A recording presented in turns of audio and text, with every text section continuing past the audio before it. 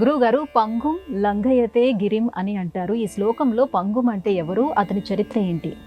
మూకం కరోతి వాచాలం పంగుం లంఘయతే గిరిం యత్కృపాతమహం వందే పరమానందమాధవం అంటూ ప్రార్థన శ్లోకాలలో ఆ భగవంతుడిని ప్రార్థిస్తాం. మూగవాడు మాట్లాడగలుగుతాడు, కుంటివాడు గెంతగలుగుతాడు. అలాంటి కృప ఆ పరమాత్మని కృప. అద్భుతమైన ఈ శ్లోకాన్ని వ్యాఖ్యానం చేస్తూ భగవాన్ రమణులు పంగున్ని అనే భక్తుడి కథ గురించి వివరించారు. పంగున్ని కుంటివాడు,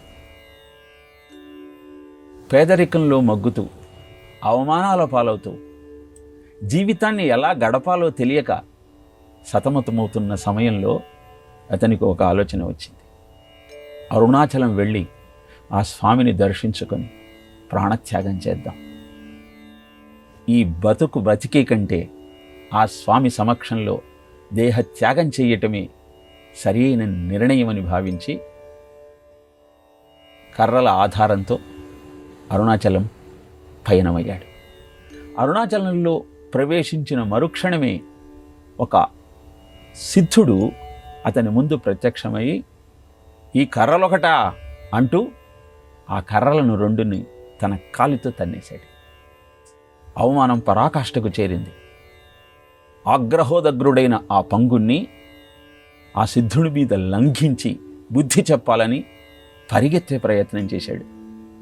ఆ సిద్ధుడు అంతర్ధానమయ్యాడు.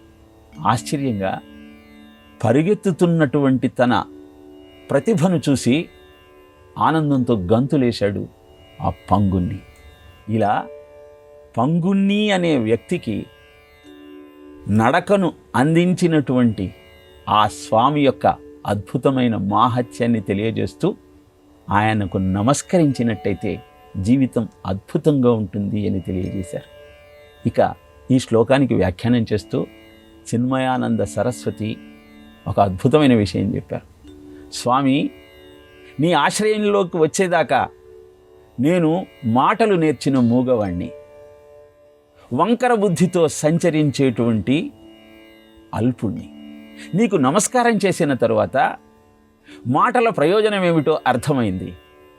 బుద్ధి ఎలా సక్రమంగా వినియోగిస్తూ జీవితాన్ని ధన్యం చేసుకోవాలో తెలుసుకోగలిగాను అన్న అద్భుతమైన వ్యాఖ్యానం చేస్తూ పరమాత్ముణ్ణి ఆశ్రయిస్తే మాట చేత రెండూ కూడా సుసంపన్నమై అద్భుతమైన జీవితం మన సొంతమవుతుంది.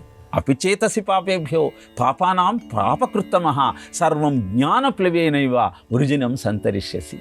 ఎంత పాపాత్ముడివైనా ఒక్కసారి ఆ స్వామికి నమస్కరించి నీవే తప్ప ఇతఃపరం వెరుగా అంటూ ఆయనను కీర్తించగలుగుతావో అప్పుడే మన జీవితం అద్భుతంగా మారి బుద్ధి సక్రమంగా ప్రచోదనమయ్యి మన మాటకు మాహత్యం ఏర్పడి మధురమైన మహనీయమైన జీవితం మన సొంతమవుతుంది.